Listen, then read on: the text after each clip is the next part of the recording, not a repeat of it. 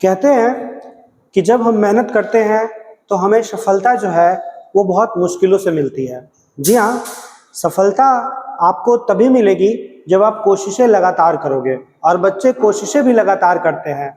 लेकिन होता क्या है कि आप सोचते हो कि हम 2 घंटा पढ़ रहे हैं तो वही मेरे लिए काफ़ी है, कोई सोचता है कि हम 4 घंटा पढ़ रहे हैं वही काफ़ी है। लेकिन आप रियलिटी में जब कभी भी उन बच्चों से मिलोगे जिनका जॉब का फाइनल सिलेक्शन होता है, तो आप देखोगे, उनसे जब बातें करोगे तो आप पाओगे कि वो बच्चे जिनका बहुत जल्दी फाइनल सिलेक्शन होता है वो आपसे कई गुना ज़्यादा पढ़ते हैं, क्योंकि जिस वक्त आप अपने फ़ोन में रील देखते हो उस वक्त वो मेहनत करते रहते हैं। और ऐसा नहीं है कि वो दिन रात पढ़ते हैं, वो जब भी पढ़ते हैं तो एक डिसिप्लिन वे में वो पढ़ते हैं। मतलब उनको पता है कि मुझे अपने पूरे एक दिन का जो भी मेरा माइंड सेटअप है कि मुझे इतना पढ़ना है, तो वो उसको वो जरूर कंप्लीट करते हैं। जबकि हम लोग क्या करते हैं, एक दिन 8 घंटा पढ़ लेते हैं, तो दूसरे दिन 2 घंटा पढ़ते हैं, फिर तीसरे दिन 6 घंटा पढ़ते हैं, तो चौथे दिन बिल्कुल नहीं पढ़ते हैं। तो ये अनडिसिप्लिन्ड वे जो होता है पढ़ने का, यही हमें जो है मंजिल तक पहुंचाकर भी हमें अपने मंजिलों तक नहीं मिलवाता है। तो आपको अगर अपने मंजिलों तक पहुंचना हो, अपने लक्ष्य को प्राप्त करना हो, तो आपको एक कंटिन्यूटी बना के रखना चाहिए। तो उसी प्रकार हम लोग आज भी एक नए सेशन की शुरुआत करेंगे स्टैटिक जीके का सालू मिस के साथ। तो मिस, आप यहाँ आए और एक बहुत ही इंपॉर्टेंट सेशन की शुरुआत करें। तो चलिए देखते हैं आज का सेशन नंबर 65 और आते हैं क्वेश्चन नंबर फर्स्ट पर। देखिएगा क्वेश्चन फर्स्ट क्या बोल रहा है, आलमगीर किस मुगल सम्राट की उपाधि थी? एसएससी सीरियल 2020 में पूछा हुआ है, किस मुगल शासक को आलमगीर के नाम से भी जाना जाता था? तो देख लो कि मुगल वंश में हम लोग ना मुगल वंश को 2 भाग में बांट के देखते हैं। एक हो जाता है आपका मुगल वंश, ठीक है, एक तो हो गया आपका मुगल वंश, और एक होता है आपका उत्तर मुगल वंश, ठीक है, एक होता है आपका उत्तर मुगल वंश। जो पहला वाला टाइम पीरियड चला मुगल वंश में, उसमें जो भी शासक आए बहुत ही शक्तिशाली, साम्राज्यवादी और अपने साम्राज्य को आगे बढ़ाने और विकसित करने वाले थे। जबकि उत्तर मुगल काल में जितने भी मुगल शासक आए थे वो सिर्फ अपना फायदा देख रहे थे, उनको राजगद्दी पे बैठना था, वो देश के डेवलपमेंट पे कोई भी काम नहीं कर रहे थे। और इसी तरह हम लोग 2 भाग में बांटते हैं, एक चलता है 1526 से लेकर के 1707 तक का, ठीक है, जो कहाँ से शुरू हुआ था, बाबर से शुरू हुआ था और कहाँ पे खत्म हो गया था, औरंगजेब के पास खत्म हो गया था। दूसरा देखिएगा, ये जो सेकंड वाला चलता है 1707 से लेकर के 1857 तक, किसके साथ शुरू हुआ था? तो ये शुरू हुआ था मुअज्जम के साथ, ठीक है, मुअज्जम, इसी को कहा जाता है बहादुर शाह प्रथम, इसे कहा जाता है बहादुर शाह प्रथम। और खत्म किसके साथ हुआ था? तो खत्म हुआ था बहादुर शाह द्वितीय के साथ, इनको जफर भी कहा जाता था। तो ये हुआ आपका पहले तो मुगल पीरियड। और 1707 ईस्वी में मुगल वंश ढहना शुरू हो गया, पतन होना शुरू हो गया। और किसके टाइम पीरियड से? तो औरंगजेब के टाइम पीरियड से, औरंगजेब के टाइम पीरियड से। देखिए, अगर आप ना बात करते हो औरंगजेब और अकबर को लेकर के साथ में, तो अकबर एक ऐसा शासक था जो धार्मिक रूप से सहिष्णु था। वह युद्ध से बचता था और चाहता था कि चलो थोड़ा सा सम्मान दे दें उनको भी, थोड़ा सा उनको भी वैल्यू दे दें और उनको अपने साथ मिला लें और खुद हम सरगोश बैठे रहें। लेकिन औरंगजेब कट्टर सुन्नी मुसलमान था। उसका कहना था कि हम भारत को पूरी तरीके से क्या बना देंगे, इस्लामिक राज्य बना देंगे, ठीक है। उसके लिए दारुल हर्ब, दारुल इस्लाम करके वर्ड यूज होता है। उसको पूरी तरीके से भारत को इस्लाम धर्म का देश बना देंगे। तो इस वजह से ये सबके साथ गलत किया, हिंदू के साथ किया, इवन मुस्लिम लोग के साथ भी ये बहुत गलत बिहेव करता था, बहुत कट्टर था।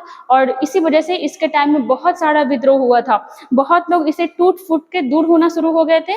और इसी समय से, मतलब औरंगजेब के समय से ही मुगल वंश का पतन प्रारंभ हो गया था। चलिए देखते हैं औरंगजेब के बारे में थोड़ा सा। इसका जो जन्म था, जन्म कब हुआ था? 1618 में। इसकी मृत्यु कब हुई थी? तो 3 मार्च 1707 को। इसका राज्याभिषेक कब हुआ था? राज्याभिषेक, तो इसका राज्याभिषेक 2 बार हुआ था। एक बार हुआ था जून 1658 में और एक बार हुआ था जुलाई 1659 में। इसका 2 बार राज्याभिषेक हुआ। इसकी पत्नी देखिएगा, पहले पिता पे आते हैं। इसके पिता का क्या नाम था? तो इसके पिता का नाम था क्या? वही जिनको आगरा के किले में बंद कर दिया था। पिता थे शाहजहां, ठीक है, पिता थे शाहजहां।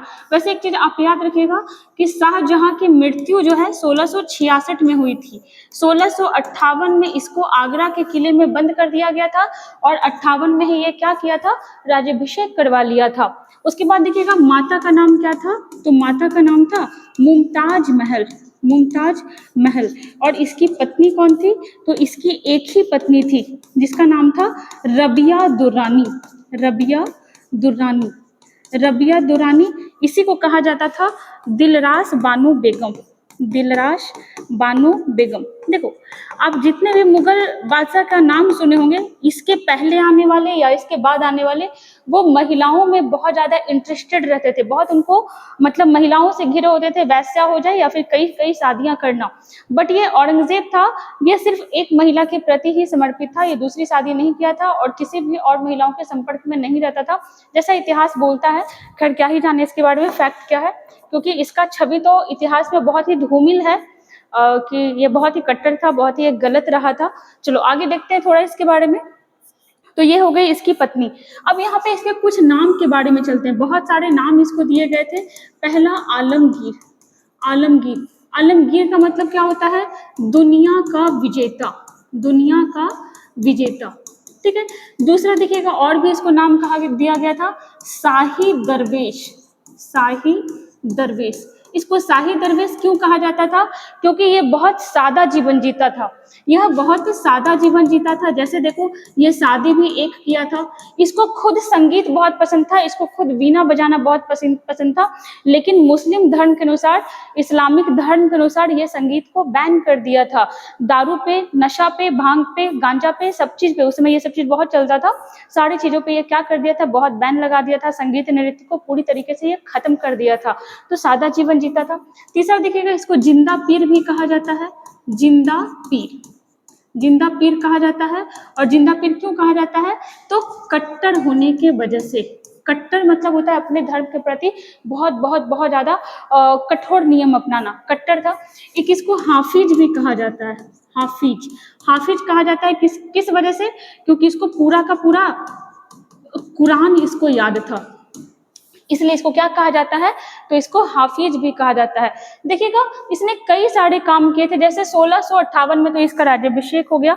1663 में ये क्या किया, तीर्थ यात्रा कर शुरू कर दिया। 1663 में ये क्या किया, तीर्थ यात्रा कर को फिर से शुरू कर दिया, तीर्थ यात्रा कर को फिर से शुरू कर दिया। और सती प्रथा को, सती प्रथा को बंद करने का प्रयास किया था। आप ये बताइएगा कि तीर्थ यात्रा कर 1564 में बैन किया गया था और किसके द्वारा किया गया था। उसके बाद देखिएगा तो 1663 में ये क्या किया, तीर्थ यात्रा कर को फिर से शुरू कर दिया और सती प्रथा को बैन कर दिया। उसके बाद फिर देखिएगा 1665 में, और ये कभी कभी इंपॉर्टेंट ईयर के रूप में बन जाता है, 1665 में ये क्या किया, हिंदू मंदिरों को तोड़ने का आदेश दिया, हिंदू मंदिरों को तोड़ने का आदेश दिया। और भी कुछ किया था, तो ये देखिएगा 1669 में मुहर्रम पर, ठीक है, मुहर्रम जो मुस्लिमों का फेस्टिवल होता है, उसको आदमी बहुत ज्यादा मतलब सेलिब्रेट करता था, तो उस पर भी बैन लगा दिया। 1670 में क्या किया, खुद का जन्मदिन मनाना बंद कर दिया, खुद का जन्मदिन मनाना कब बंद कर दिया था, तो ये बंद कर दिया था 1670 में। और भी देखिएगा उसके बाद जजिया कर ये फिर से शुरू किया था, ठीक है, ये जो है आपका जजिया कर फिर से शुरू किया था। और ये कब किया था, 1670 के बाद 9 साल बाद 1679 में ये जजिया कर, ठीक है। जजिया कर क्या था, तो हम बहुत बार बताए हुए, गैर मुस्लिम पे लगता था। जजिया कर को फिर से शुरू कर दिया। तो इतना सारे ये काम किया था, कुछ अच्छे थे कुछ बुरे थे, मैक्सिमम तो बुरे ही थे। और देखना ये कुछ कुछ और भी बदलाव किया था, जैसे एक तुलादान प्रथा चलता था। तुलादान, तुलादान में क्या होता था कि जो बादशाह होता था, ये किसी शुभ अवसर पर बेसिकली अपने बर्थडे पे, अपने जन्म दिवस पे क्या करता था, अपने बराबर का सोना चांदी जो भी अमूल्य रत्न होता था, उसको तौलवा करके और क्या करता था, गरीबों में बंटवाता था। तो तुलादान को बंद करवा दिया। झरोखा दर्शन को बंद करवा दिया। झरोखा दर्शन ये क्या होता था, तो किसी शुभ अवसर पर बादशाह या तो खुद या फिर अपनी पत्नी के साथ आम जनता से मिलते थे, जैसे आज के टाइम में होता है ना, ये अमिताभ बच्चन और शाहरुख खान लोग अपने छत पे खड़े होकर अपने फैन मतलब पंखा वगैरह से मिलता है, तो वैसा ही होता था आपका झरोखा दर्शन। और देखिएगा इसने आपका सिजदा और पाबोस प्रथा को भी बैन किया था। ये क्या होता है, तो ये पूरी तरीके से ईरानी कल्चर का था। सिजदा में क्या होता है कि शासक को, बादशाह को साष्टांग प्रणाम करना होता था, पाबोस उसके पैरों को चूमना होता था, इसको बंद करवाया। उसके बाद देखिएगा सिक्कों पर कलमा खुदवाना को बंद करवाया। कलमा खुदवाना क्या होता है, तो सिक्कों पर कलमा खुदवाना मतलब होता था, जैसे ये होता है ना आपका ये मुस्लिम का जो मुस्लिम लोग का ना कुछ पवित्र लाइन होते थे, जो सिक्के पर लिखे जाते थे, उसको लिखवाना क्यों बंद करवा दिया, तो उसके पीछे 2 रीजन को जिम्मेदार बताया जाता है। एक बोला जाता है कि सिक्का अगर जमीन पे गिर जाता था तो उसके उस लाइन्स का, उस मंत्र का अपमान होता था, और साथ में सिक्के जो सभी धर्म के लोग यूज करते थे, इसलिए सिक्कों पर क्या किया, कलमा खुदवाना को बंद करवा दिया। उसके बाद आप एक चीज और बता सकते हो कि इसके समय अच्छा हुआ था, क्या किया था, तो वैश्या, ठीक है, ये जो वैश्या वाला प्रथा, वैश्यालय वाला प्रथा, ये शुरुआत से चलते आ रहा था। अकबर के समय में भी बहुत सारे वैश्यालय थे उसके साम्राज्य में। अकबर बोला कि अगर वैश्यालय समाज में रहेगा तब वो समाज को गंदा करेगा और शादी विवाह को तोड़ेगा। तो इस वजह से अकबर क्या करवाया था कि वैश्यालय को बंद तो नहीं करवा पाया था अकबर, लेकिन ये बोला था कि मान लो ये मुगल साम्राज्य है तो कोई भी वैश्यालय इस मुगल साम्राज्य के अंडर में नहीं होगा। अगर आपको वैश्यालय चलाना है तो आप हमारे साम्राज्य के बाहर चले जाओ। और इस जगह को क्या नाम दिया था, तो इस जगह को नाम दिया था शैतानपुरी। ये काम कौन करवा रहा है, अकबर। शैतानपुरी नाम दे दिया। शैतानपुरी नाम क्यों दिया था, क्योंकि अच्छा आदमी वहां पे जाने में थोड़ा सा हेजिटेट करे कि शैतानपुरी जा रहे हैं, मतलब बहुत गंदा सा जगह जा रहे हैं। लेकिन औरंगजेब क्या बोला कि भैया ये सब ना चलेगा कि आप शैतानपुरी जाओगे या फिर कहीं और जाओगे, पूरी तरीके से वैश्यालय बंद होगा। और वैश्याओं का क्या होगा, तो या तो वैश्याएं शादी कर लेंगी, विवाह करके अपना जीवन बसा लेंगी, या फिर वो हमारे साम्राज्य को पूरी तरीके से छोड़ देंगे। तो ये सारे काम औरंगजेब कर रहे थे। 1707 में औरंगजेब की मृत्यु हो गई और फिर वहां से कमजोर मुगल शासक बनकर के उभरे, जो मुगल साम्राज्य के पतन का दौर यहीं से शुरू हो गया था। तो देख लो, बहुत सारा फैक्ट हम लोग यहाँ पे देख लिए। इसका आंसर क्या हो जाएगा, क्वेश्चन क्या था अपना, देख लो। आलमगीर किस मुगल सम्राट की उपाधि थी, तो यहाँ पे देखो बहुत सारा नाम आपको बता दिए कि आलमगीर था, हाफिज था, जिंदापीर था, शाही दरवेश था। आंसर क्या हो जाएगा, ऑप्शन नंबर सी। चलिए आते हैं क्वेश्चन नंबर 2 पर। देखिएगा रेशम कीट की किस अवस्था से रेशम प्राप्त होता है, और देखिएगा यूपी टेट में पूछा हुआ क्वेश्चन है।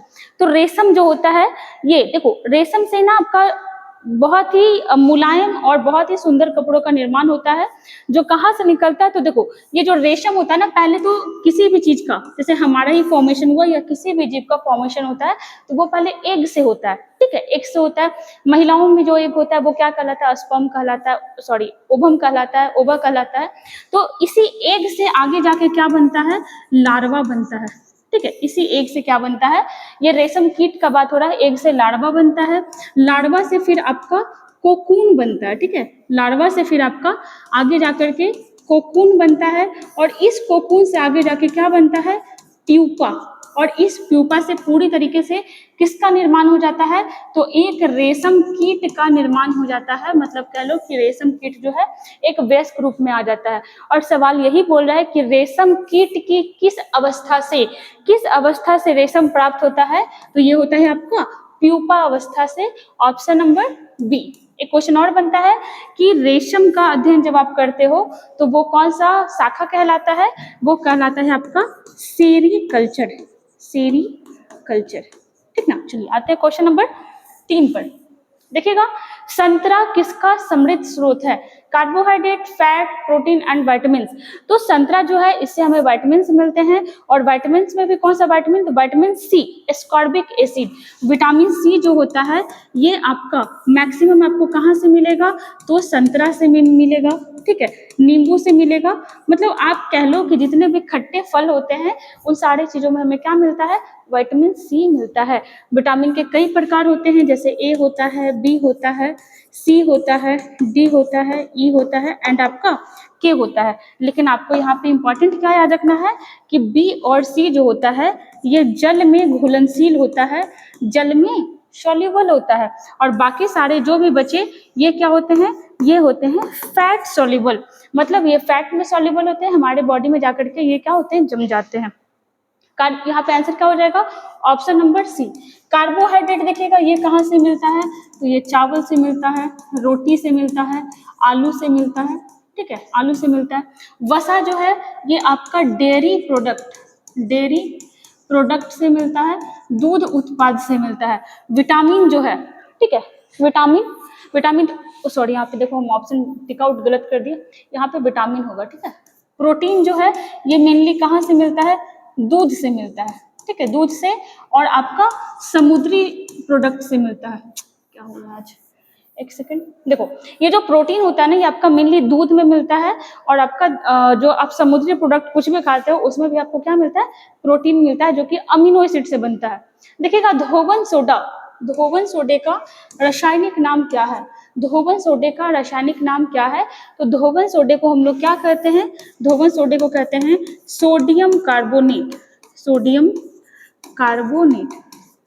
सोडियम कार्बोनेट कहते हैं। इसका फॉर्मूला क्या होता है, तो इसका फॉर्मूला होता है Na2CO3 इंटू 10H2O। ये क्या होता है, धोवन सोडा। वहीं आपसे कभी कभी पूछ लेता है कि बेकिंग सोडा का रासायनिक नाम क्या होता है, तो आप सोडियम लिखेगा, सोडियम, इसके बाद एक वर्ड और जुड़ेगा बाइकार्बोनेट। इसका फॉर्मूला क्या हो जाएगा, तो NaHCO3। ये हो जाएगा आपका बेकिंग सोडा का, वो भी दिया नहीं, वो नहीं दिया। यहाँ पे आंसर क्या हो जाएगा, ऑप्शन नंबर सी। चलिए आते हैं क्वेश्चन नंबर 5 पर। प्लासी का प्रसिद्ध युद्ध किस नदी के तट पर लड़ा गया था, और ये देखो क्वेश्चन पूछा हुआ है ऑफिशियल सोल्जर ट्रेड्समैन में पूछा हुआ है 2020 में। प्लासी का जो युद्ध है वो किस नदी के तट पे लड़ा गया था, तो ये लड़ा गया था भागीरथी नदी, जिसको हुगली नदी के नाम से भी जानते हैं।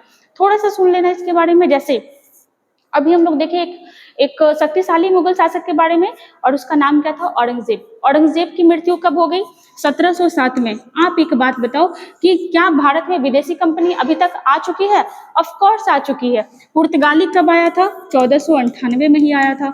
ब्रिटिश ईस्ट इंडिया कंपनी का निर्माण कब हो गया था, 1600 ईस्वी में ही हो गया था, जो जहांगीर के समय आए थे, अकबर के समय आए थे। तो औरंगजेब के समय ये कंपनी भारत में व्यापार कर रहे थे, लेकिन औरंगजेब के समय इनकी इतनी हिम्मत नहीं थी कि व्यापार करने के अलावा ये कुछ और करने का सोचें।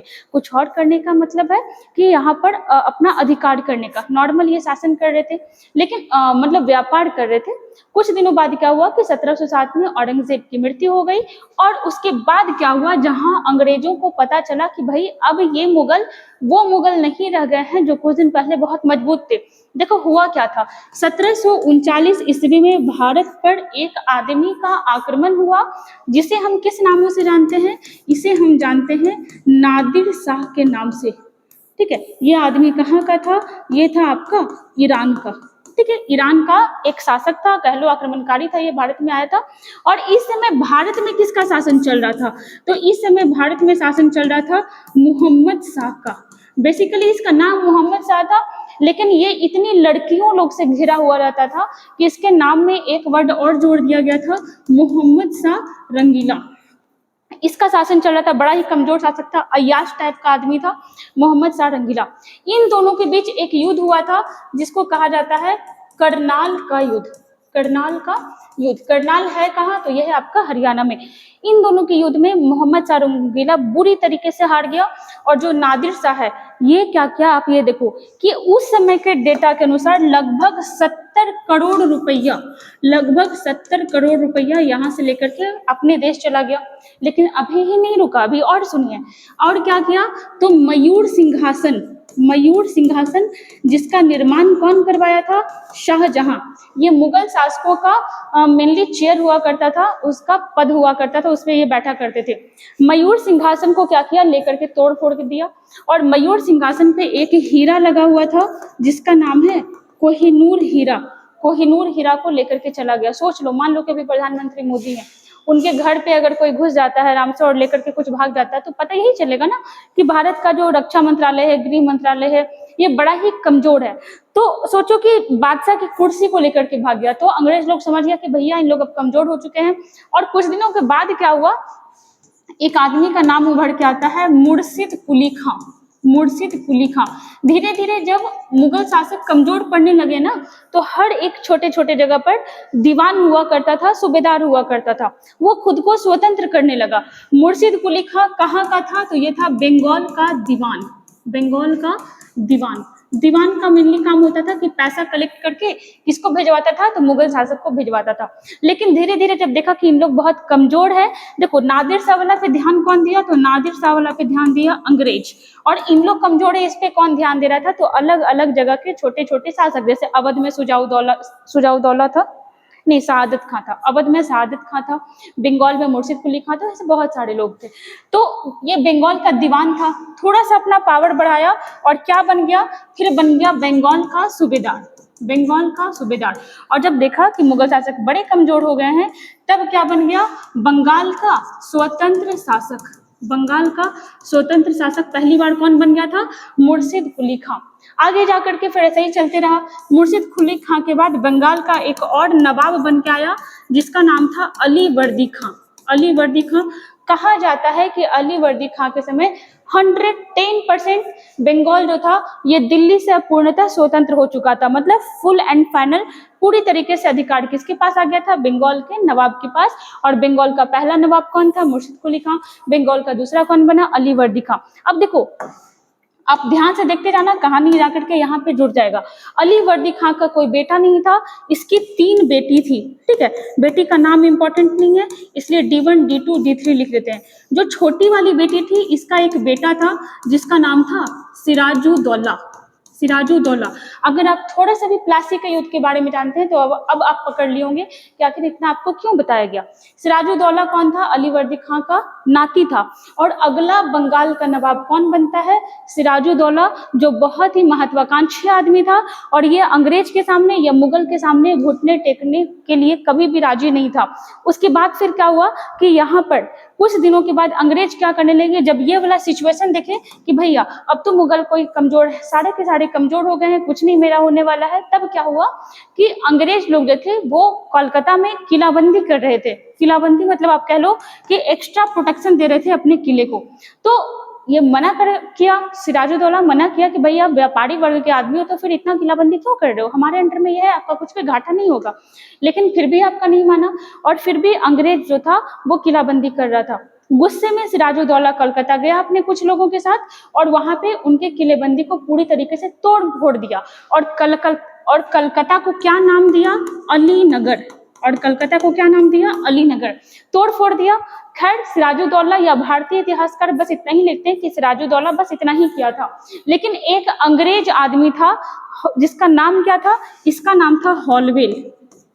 एक अंग्रेज आदमी था, वो क्या बोला कि सिराजुद्दौला बस इतना ही नहीं किया, वो क्या किया कि वहां पे गया, जिस अंग्रेजों को मार सकता था मारा, जो भाग सकते थे भागे, कोलकाता के दुर्ग को तोड़ दिया वो अलग बात, बाकी 146 अंग्रेज को पकड़ा। 146 अंग्रेज को पकड़ा और उसको 18 फुट लंबे और 14 फुट चौड़े एक रूम में बंद कर दिया 146 अंग्रेज को। और अगले दिन 2 दिन बाद जब उस रूम का दरवाजा खोला तो ओनली 23 अंग्रेज ही जिंदा बचे थे, बाकी सारे के सारे मारे गए। और उन्हीं में से एक हम भी हैं। ये लाइन कौन बोल रहा है? ये लाइन बोल रहा है हॉलवेल। और उन्हीं में से एक हम भी हैं जो बच करके निकले हैं। ठीक है, ये चीज हुआ। और ये सारा बात किसको पता चला? तो अंग्रेज का एक गवर्नर बैठा हुआ था मद्रास में जिसका नाम था रॉबर्ट क्लाइव। और जब रॉबर्ट क्लाइव को पता चला तो फिर जब दोनों के बीच टेंशन होना शुरू हुआ। किसके बीच? तो अंग्रेज का जो गवर्नर था उसका और बंगाल का जो नवाब था उसके बीच। और फिर इसी वजह से दोनों के बीच आगे जाकर के एक संधि होती है, अलीनगर की संधि। अलीनगर की संधि। वैसे ये ब्लैक होल वाला जो घटना था, रोम वाला, इसको ब्लैक होल घटना कहा जाता है। ऐसा कहा जाता है कि अंग्रेजों को कोई ऐसा क्लू नहीं मिल रहा था कि वो बंगाल के नवाब पे अटैक कर पाए, तो इसलिए इन्होंने झूठा स्टोरी बनाया। अलीनगर की संधि हुई, किसके बीच हुई? तो आपका सिराजुद्दौला के बीच और फिर आपका रॉबर्ट क्लाइव के बीच। लेकिन कहा जाता है कि इस अलीनगर की संधि के बाद जो था रॉबर्ट क्लाइव चिढ़ सा गया था और इसी वजह से आगे जाकर के 23 23 जून 1757 को प्लासी का युद्ध हुआ वेस्ट बंगाल में, और उस युद्ध के पहले तक रॉबर्ट क्लाइव साम दाम दंड भेंट सारा यूज कर चुका था। सिराजुद्दौला के जितने विश्वसनीय आदमी थे मैक्सिमम को अपनी ओर मिला लिया था, जिसमें सिराजुद्दौला का सेनापति था, उसकी मौसी घसीटी बेगम थी, और ऐसे बहुत सारे आदमी थे जो सिराजुद्दौला के खिलाफ हो गए, उनके अपने बन करके। और फाइनली इस युद्ध में रॉबर्ट क्लाइव का जीत हुआ था, जो कब हुआ था? 23 जून 1757 को कोलकाता में भागीरथी नदी के किनारे। वैसे एक चीज आप यहाँ पे दो चीज बताना, पहले तो ये अलीनगर की संधि कब हुई थी, और एक चीज और, ये जो आपका सिराजुद्दौला का दो आदमी बड़ा सपोर्टर था, एक था आपका मीर मदन, और एक आदमी का नाम आप बताइएगा, उसका भी नाम म से ही है, ठीक है। चलो आते हैं क्वेश्चन नंबर 6 पर। श्री सैलम जल विद्युत ऊर्जा संयंत्र किस नदी पर बनाया गया है? तो श्री सैलम या नागार्जुन दोनों अगर जल विद्युत ऊर्जा संयंत्र पूछता है तो ये हो जाएगा आपका कृष्णा नदी पर, ठीक है। क्या हो जाएगा? कृष्णा नदी पर। राज्य पूछ लेगा तो आप क्या बताओगे? आंध्र प्रदेश। यही आंध्र प्रदेश जो भाषाई आधार पर बनने वाला पहला राज्य, भाषाई आधार पर बनने वाला पहला राज्य, ठीक है। और किस भाषा पे बना था? तो ये बना था आपका तेलुगु भाषा पे। किस भाषा पे? तेलुगु भाषा पे। और कब बना था? तो 1953 में ही बना था, और बहुत ज्यादा प्रोटेस्ट हुआ था कि तेलुगु भाषी लोगों का अलग राज्य बनाइए। और उस प्रोटेस्ट के लीडर कौन थे? तो ये थे पोट्टी श्री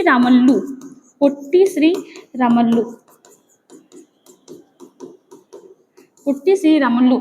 इन्हीं के नेतृत्व में दक्षिण भारत के लोग बहुत ज्यादा प्रोटेस्ट कर रहे थे कि जो लोग तेलुगु बोलते हैं उनके लिए एक अलग राज्य बनाइए, और इनके नेतृत्व में ये आंदोलन हुआ था। और ये आंदोलन करते करते मारे गए थे, मतलब भूख हड़ताल में भूख से ये मारे गए 56 दिनों के बाद, जिस वजह से ये आंदोलन बहुत ज्यादा मतलब कह लो कि गति पकड़ लिया था, और आनंद फानंद में आंध्र प्रदेश को भारत का पहला भाषाई आधार पर राज्य बनाया गया। आंध्र प्रदेश के सीएम के बारे में एक चीज सुनिएगा, एडीआर रिपोर्ट के अनुसार भारत में सबसे अमीर मुख्यमंत्री कौन है? आंध्र प्रदेश के सीएम वाईएस जगनमोहन रेड्डी। चलिए आते हैं 7 पे। सेल का अर्थ होता है, तो देखिएगा सेल का क्या अर्थ होता है। सेल का हो जाएगा steel authority of India limited. देखो ऑप्शन नंबर ए में ही दिया हुआ है, क्या हो जाएगा? Steel authority of India limited. अगर इसके बारे में देखें कि इसकी स्थापना कब हुई थी, तो 1973 में इसकी स्थापना हुई थी। इसके अध्यक्ष कौन है? अमरेंदु प्रकाश। और यह भारत की एक महारत्न कंपनी है। कैसी कंपनी है? तो भारत की महारत्न कंपनी है, ठीक ना। चलो आते हैं आगे। क्वेश्चन नंबर 8 में देखिएगा, अंसी राष्ट्रीय उद्यान निम्नलिखित में से किस राज्य में स्थित है? अंसी पूछ ले, बांदीपुर पूछ ले, भद्रा पूछ ले, ये सारा क्या हो जाएगा? कर्नाटक हो जाएगा। वैसे एक चीज याद रखिएगा कि अंसी को अब काली राष्ट्रीय उद्यान के नाम से भी जाना जाता है, काली नेशनल पार्क, ठीक है। और भी आप देख लो, भद्रा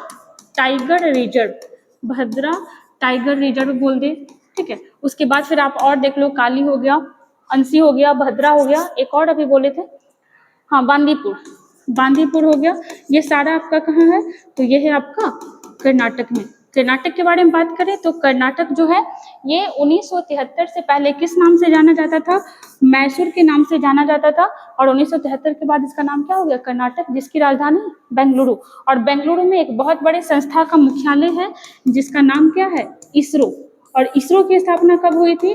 तो इसरो की स्थापना हुई थी 1969 में। चलिए आंसर क्या हो जाएगा? Option number C, Karnataka. आते हैं क्वेश्चन नंबर 9 में। देखिएगा, कालाहारी मरुस्थल किस देश में है?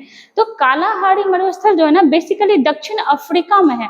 जब आप इस टाइप से दक्षिण अफ्रीका का मैप देखते हो तो यहाँ मतलब ये अफ्रीका हो गया, ठीक है। जब आप अफ्रीका कॉन्टिनेंट का मैप देखते हो तो यहाँ पे हो गया आपका दक्षिण अफ्रीका, फिर आपका नामीबिया है, और फिर आपका बोत्सवाना है। मतलब कह लो कि कालाहारी मरुस्थल जो है कहाँ कहाँ फैला हुआ है? तो ये फैला हुआ है दक्षिण अफ्रीका, उसके बाद हो जाएगा आपका बोत्सवाना, और एक हो जाएगा आपका नामीबिया। इन सारे देशों में कौन सा फैला हुआ है?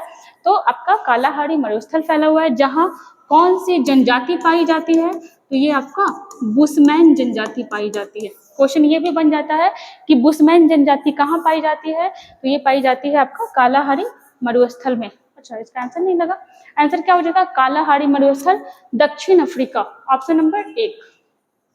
चलिए आगे आइएगा।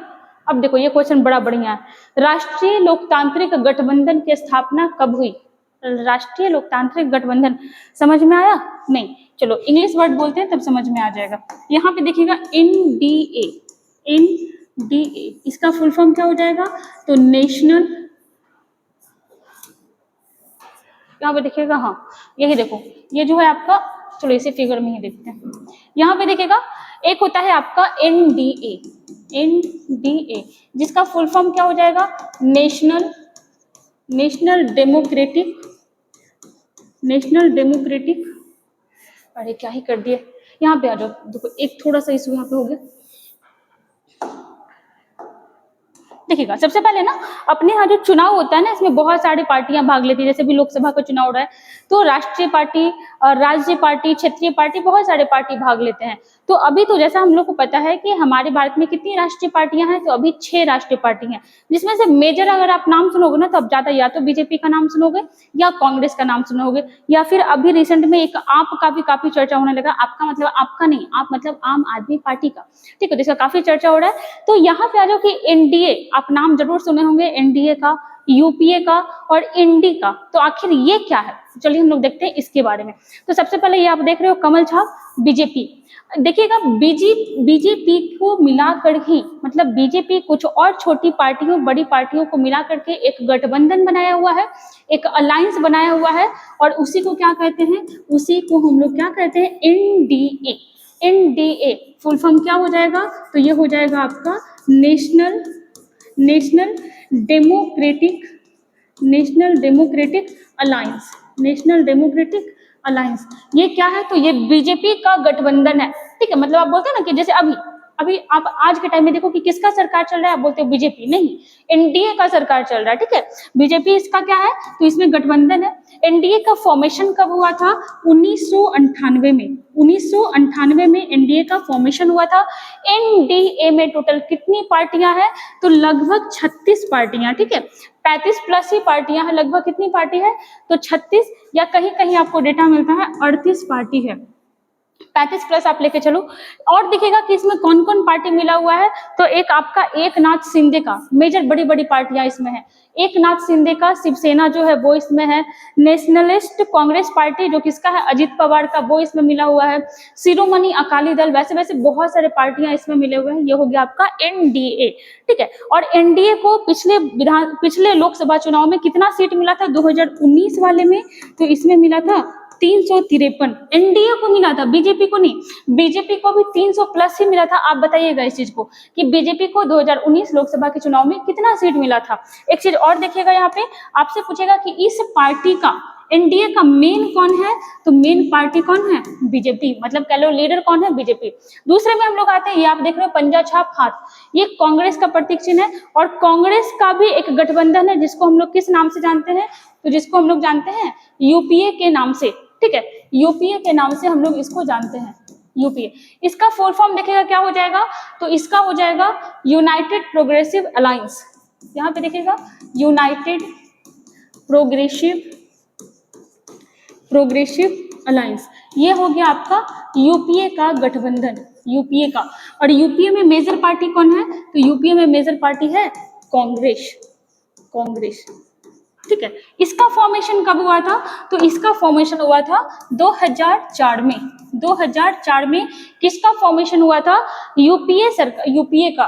और यूपीए में लगभग कितनी पार्टियां हैं, तो इसमें भी लगभग 26 पार्टियां, मतलब आप कह लो कि इससे तो कम ही है ना, और कितना ज्यादा कम हो रहा है, 11, 12, 13 कम हो रहा है ऐसा, तो लगभग इसमें आपकी 26 पार्टियां हैं। और देखिएगा अभी रिसेंट में यूपीए बड़ा चर्चा में रहा था, क्यों रहा था, क्योंकि यूपीए जो है अभी क्या किया, अपना नाम चेंज कर लिया है। और क्या नाम कर लिया है, तो ये नाम कर लिया है, देखिएगा इंडी, ठीक है, इंडी अलायंस। कोई कोई इसको क्या बोलता है, इंडिया भी बोलता है, वैसे आप इंडी बोलोगे तो ज्यादा बेटर रहेगा। अब यहाँ पे देख लो A4, यहाँ पे क्या हो जा रहा है, A4 हो जा रहा है आपका अलायंस हो जा रहा है। और इस इंडी का फुल फॉर्म क्या हो जाएगा, तो देखिएगा Indian national development inclusive alliance. चलिए एक बार लिख दे रहे हैं यहाँ पे, देखिएगा इंडियन नेशनल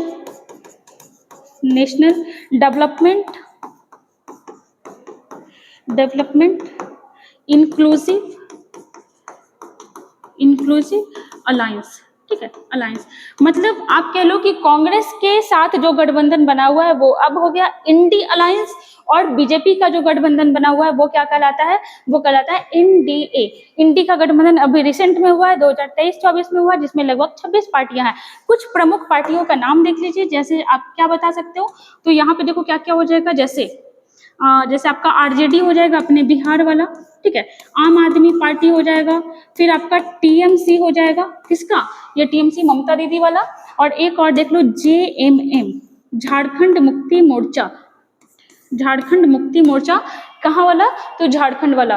तो इतने सारे आपके गठबंधन है, तो यहाँ पे अपना आंसर क्या हो जाएगा, देखो हिंदी वाला समझ में नहीं आ रहा था, राष्ट्रीय लोकतांत्रिक गठबंधन, इसी का इंग्लिश फॉर्मेट क्या हो गया, नेशनल डेमोक्रेटिक अलायंस। यही ना पूछा कि इसकी स्थापना कब हुई थी, तो स्थापना कब हो जाएगा, 1998। तो यहाँ पे अपना 10 क्वेश्चन कंप्लीट हुआ विद फैक्ट्स के साथ। ऐसे ही मिलते हैं फिर नेक्स्ट वीडियो में, और हाँ कमेंट हम आपको दिखा देते हैं पहले।